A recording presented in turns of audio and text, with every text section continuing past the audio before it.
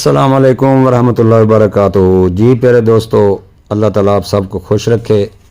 वादा के मुताबिक अब चलते हैं आला शिंगरेफ बनाने की तरफ। तो दोस्तों, एक सवाल शिंगरेफ कानी के बारे में आया था कि मिल सकता है। जी नहीं, कानी शिंगरेफ नहीं मिलेगा। इस पे एक बहुत बड़े मुल्क का कब्ज़ा है जहाँ से भी दुनिया में निकलता है, लेकिन मैं आपको इससे भी आला शिंगरेफ तैयार करने का फार्मूला बता रहा हूँ। तो सुने।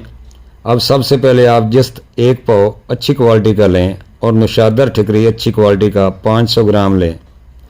पहले जिस्त को आग पर पिघलाएं और थोड़ा थोड़ा नुशादर आप इस जिस्त पे डालते जाएं। जब सब नुशादर तरह कर चुकें तो नीचे उतार लें इस खाके को। अब इसमें इंतहाई साफ़ शुदा यानी डिस्टिल्ड वाटर नमकियात से पाक पानी डाल दें, जिसका वज़न 4 लीटर होना ज़रूरी है। 24 घंटे बाद उसे बाकायदा फ़िल्टर करें। इस फ़िल्टर शुदा पानी को किसी स्टील के बर्तन में डालकर आग पर रख दें।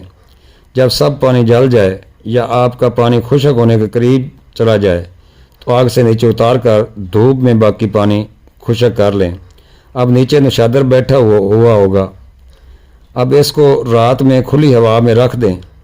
24 घंटे या 48 घंटों में आपको हवाई तेल, जो हकीकत में फ़ज़ा से नमी लेकर मलोल बन जाएगा, ये तेल किसी शीशी में महफूज कर लें। अब आगे 2 तरह से आपने उसे इस्तेमाल करना है। तो प्यारे दोस्तों, अब एक बात हमेशा याद रखें, जब भी शिंगरेफ तैयार करना हो तो सिमाब और गंधक बराबर वज़न में खरल करें।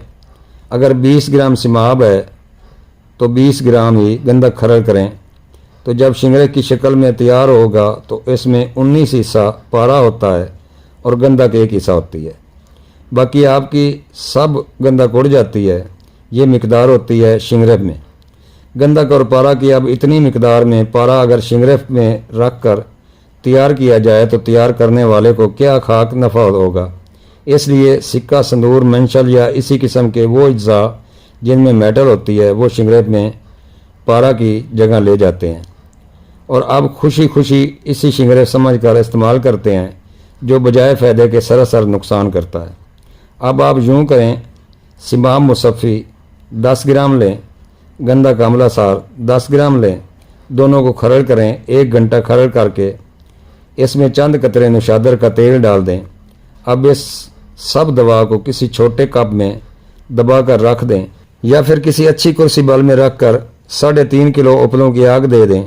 ठंडा होने पर अंदर से शिंगरेफ निकाल लें। इंतहाई खूबसूरत शिंगरेफ आपका तैयार हो चुका है। अब इस शिंगरेफ को आप जिस नुस्खा में भी इस्तेमाल करेंगे बहुत ही आला क्वालिटी का होगा।